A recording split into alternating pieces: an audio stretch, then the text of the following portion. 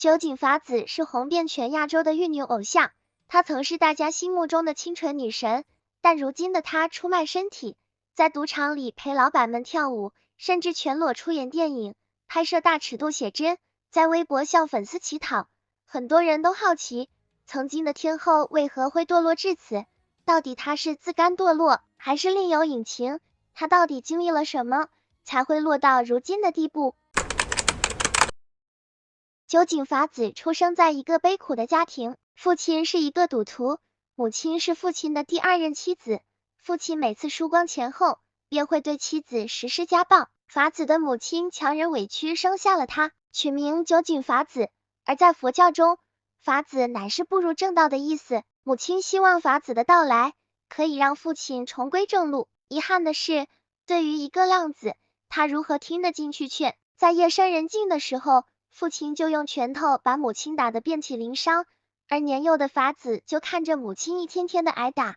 只能在一旁吓得瑟瑟发抖。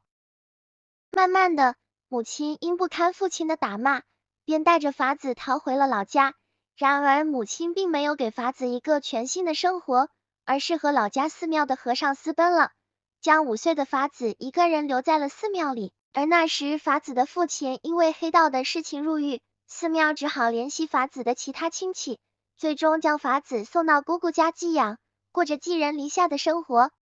1年后，父亲出狱了，并且很快就有了第3任妻子。7岁的法子被送回到父亲家里，就和大家认知的继母一样。这个继母对法子十分严厉，并且经常打骂他。年幼的法子在2个暴力成年人的管束下辛苦长大，导致法子就算在家也只能小心翼翼的生活。小小年纪的法子便学会了察言观色，他发现只要他听话，继母就会夸奖他，并且给他糖吃。后来继母也受不了他父亲的性格，没多久就离婚走了。法子则再次被送到姑姑家。小时候的法子就像个皮球一样，总是被踢来踢去，每个人都嫌弃他，没有地方愿意收留他。就算受到欺负和嘲笑，他也只能忍着，即使遭到不公平的对待，也不会反抗，只会面带微笑的取悦别人。就这样煎熬了1年后，父亲再次接回他。此时的父亲又有了第4任妻子。幸运的是，这个继母十分善良，对法子很好。酒井法子第一次感受到了浓浓的母爱，但法子的自卑早就刻在了骨子里，在新的继母面前表现的还是有点受宠若惊，这反而让继母更加的心疼他。就这样，在继母的疼爱下，法子过了一段平静的日子。1985年，15岁的酒井法子出落得亭亭玉立了。法子可爱的五官和俊俏的脸庞，很快就被一名星探选中了，推荐她去参加了一场美少女选拔赛。虽然没有在大赛中走到最后，但却因为参加比赛与一家演艺公司签约，公司将她作为预备艺人来培养，培训她唱歌跳舞，并要求她报考艺能学校。从此，她正式进入了娱乐圈。签约仅仅半年的酒井法子，带着单曲《您问男孩》出道。这首歌取得了非常好的成绩，让她获得了优秀新人奖。法子可爱的外貌和甜美的嗓音，迅速获得了日本男性的喜爱。她出演了电视剧《同一屋檐下》和《星之金币》，收视率居高不下。拍摄了日台合拍的电视剧《我爱美人鱼》，更让法子彻底火遍亚洲。年仅24岁的酒井法子，一头乌黑亮丽的长发，一张小圆脸，将不谙世事的美人鱼诠释得非常到位，成了整个80年代亚洲男人的梦中情人。随后法子举办了个人演唱会，不管是销量还是人气都红到发紫，只要有酒井法子出现的杂志、海报，全部卖到脱销。酒井法子的名字传遍了千家万户，但一夜成名带给他也有巨大的压力。他极力的想要维护自己完美的形象，他怕有一天会被打破，但正是这种过度的压力为他将来的错误埋下后患。就在酒井法子事业大好的时候，悲剧又悄悄来到了他的身边。1993年，法子结识了同一屋檐下的编剧野岛伸司，两人一见钟情，随后便开始恋爱了。最初酒井法子想要公开恋情，反而是野岛伸司害怕影响事业而不愿意公开。法子受到了童年经历的影响，在爱情里总是非常卑微，她害怕自己做的不好，害怕自己被抛弃，所以总是委屈自己将就男友。为了讨好男友，甚至学习喝酒，陪男友出入酒吧。她不仅答应男朋友的各种要求，甚至还拿出了自己的积蓄，为他购买豪宅、买豪车，想换来对方的开心。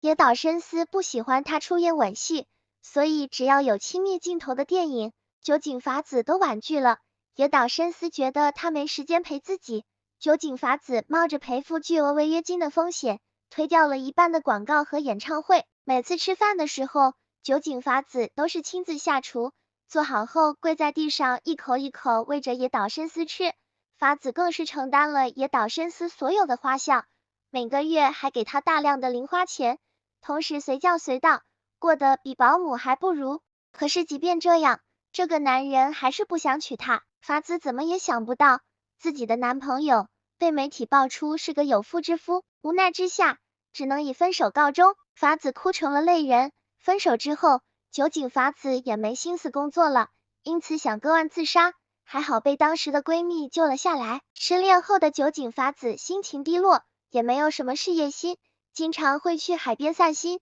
朋友为了让她缓解心情，介绍了一位冲浪教练给她认识，他叫高香佑一，自称是个冲浪运动员，家庭富有，还经营着一家冲浪用品店。佑一以叫法子冲浪为由接近他，每天温柔体贴的照顾法子，还带法子去了自己家的豪宅。这位情场老手毫不费力的就把酒井法子追到了手，很快便将深陷失恋痛苦的法子拖进了自己的温柔乡。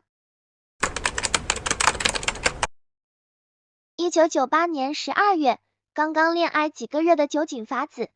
发现自己怀孕了。那时法子正在举办巡回演唱会，她不得不停下所有工作，宣布自己要结婚了。这个婚讯并没有得到大家的祝福，因为关于高香佑一的黑料曾被媒体报道过很多次，而粉丝也非常抵制酒井法子嫁给这样一个男人。但即便是这样，酒井法子还是毅然决然的相信他，并决定嫁给了野岛伸司。1999年，酒井法子和野岛伸司在夏威夷举行了隆重的婚礼。当时的酒井法子满怀希望，以为有了爱她的老公和即将出生的孩子，一定可以过上自己渴望的家庭生活。没想到结婚没过几个月，高香佑一就露出了獠牙。法子开始发现了丈夫的谎言，那些丈夫名下财产都是假的，就连她经营的冲浪用品店也一直处于亏损状态。这个男人只是一个业余冲浪爱好者而已，是个十足的骗子。面对这样一个没有收入，还欠下了大量的债务的丈夫，酒井法子只能重返演艺圈，每天工作赚钱来维持家计。更悲惨的是，婚后的高香佑一对法子失去了兴趣，经常带着各种女人出入夜店里鬼混，喝醉了回来就动手打法子，而且动不动就砸东西，多次把酒井法子打进了医院。但是面对采访，酒井法子总是说，这和我丈夫没什么关系，是我自己摔的，希望你们不要多想，丈夫对我非常的好。回到家后，法子还要把砸得像垃圾场一样的房间收拾干净，但是酒井法子没有半点埋怨，就像年幼讨好继母一样讨好着丈夫，用尽一切办法挽回丈夫的心。她曾多次想劝丈夫少喝点酒，但得到的永远都是响亮的巴掌和无休止的家暴。有一天，演出完的法子回到家中，居然发现丈夫与自己的闺蜜抱在一起。被发现的丈夫丝毫没有一点歉意，反而向法子提出了要求，希望酒井法子和闺蜜一同伺候他。面对这样过分的要求，酒井法子想了很久，居然同意了。她想通过这样的方式留住丈夫的心，因为酒井法子不愿自己的儿子像自己当年一样在单亲家庭长大。她为了儿子一忍再忍，满足了丈夫的所有需求，并小心地侍奉丈夫和他的情人。之后，法子用尽了各种方法来维系自己的婚姻，可她却选择了一种最错误的方法，以至于毁掉了自己的人生。有一天，法子发现丈夫居然吸毒，是一个不折不扣的瘾君子。最初法子非常生气，想要劝丈夫戒毒，没有想到劝解无用，反而因为丈夫太过亢奋，拿起铁棍又一次把酒井法子打进了医院，头被打得脑震荡，身体多处骨折。这一次，酒井法子依然和记者说自己是摔的。2000年，陪了自己10几年的经纪人突然自杀，让酒井法子更加的绝望，也对丈夫更加的依赖。回到家后，看见了丈夫又在吸毒，这一次，丈夫想尽办法的引诱法子和他一起吸毒。丈夫告诉法子，一起吸毒是他们爱的证明，为了讨丈夫开心，酒井法子试了一口，于是酒井法子赔上了自己的整个人生。后来酒井法子在一本书中写道，我知道吸毒是不对的，甚至可能会毁了我的人生，但我实在是不想失去丈夫，我觉得这样就和丈夫有共同的秘密，两个人互相有羁绊，就能够维持这段婚姻。酒井法子为了维护这段婚姻，用尽各种办法，吸毒成为了她的救命稻草，为了保住婚姻，不惜把自己推向深渊。那时候的酒井法子依然开着演唱会，依旧唱着甜美的歌，表面上光芒万丈，但实际上早已染上了毒瘾，并且深陷其中，不能自拔。结束繁忙工作的酒井法子和好朋友在家中庆祝，刚准备打开香槟庆祝时，法子的手机响了起来，而手机的另一头是丈夫匆忙的声音。丈夫表示警察在现场审讯，想让酒井法子过去。酒井法子神色紧张的挂掉电话，和好友告别后去到了现场。警察局里4、5个警察正想要搜丈夫的身，法子向警察表明了自己的身份，并担保自己丈夫不会藏毒，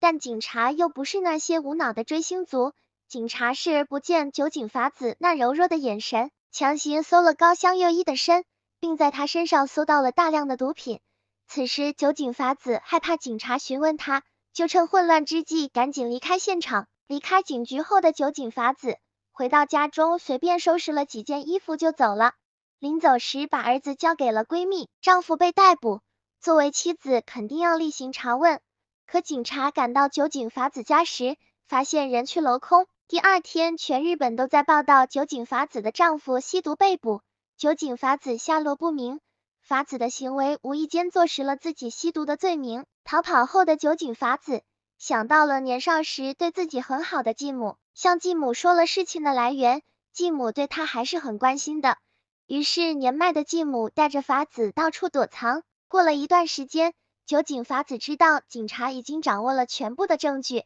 她也不想再过这种逃亡的日子了，最终在继母的劝说下选择了自首。经过检测，酒井法子同样有吸毒史，日本娱乐圈一片哗然，她多年塑造的清纯美好形象瞬间破碎了，事业也跌入低谷。经过判决，最终酒井法子被判处了1年多的刑期，缓刑3年。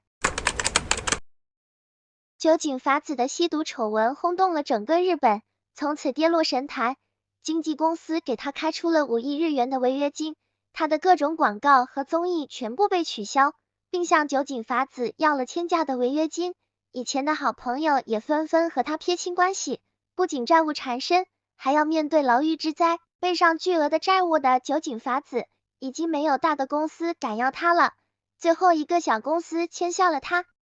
面对天价的违约金和巨额的债务，酒井法子只能玩命的工作。为了儿子，他到处奔走演出，什么剧本都接，只要钱给够。他甚至不惜全裸出演情侣戏，主动提出拍摄大尺度写真，但即便开始走香艳路线，还是没有获得太大热度。为了还钱，法子更是自揭伤疤，出版了一本自传赎罪，直面自己堕落吸毒史，就只为了能拿到一点稿费。法子想了各种办法捞钱，当一些私人游艇穿住暴露给客人献唱，只要客人钱给够，他什么都愿意做。法子还经常跑到一些赌城，故意让一些客人羞辱，为了一点打赏费，法子更是主动的让人占便宜，还有很多日本富商更是直接给他钱，让他陪自己吃饭，而他向来来者不拒，他再也不是曾经的日本国民女神，更是被日本很多民众嘲笑她是一个女乞丐。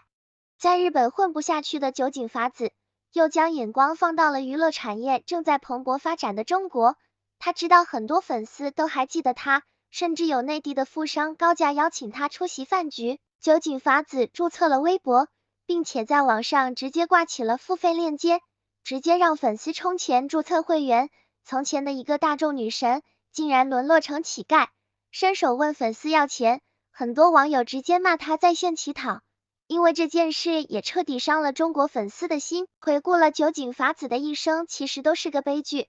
不幸的童年让她从小缺爱，渴望爱的人越是得不到爱。如果没有认识她现在的丈夫，酒井法子也许不会沦落到今天这个地步。从一代天后的爆红到陨落，酒井法子的一生曾经有过辉煌，如今跌到谷底，也算是为自己所犯下的罪行付出了代价。希望她的余生能够多得到一点爱，过上幸福殷实的生活。点赞、订阅并点亮小铃铛，就能每天和桃子一起吃瓜看戏喽！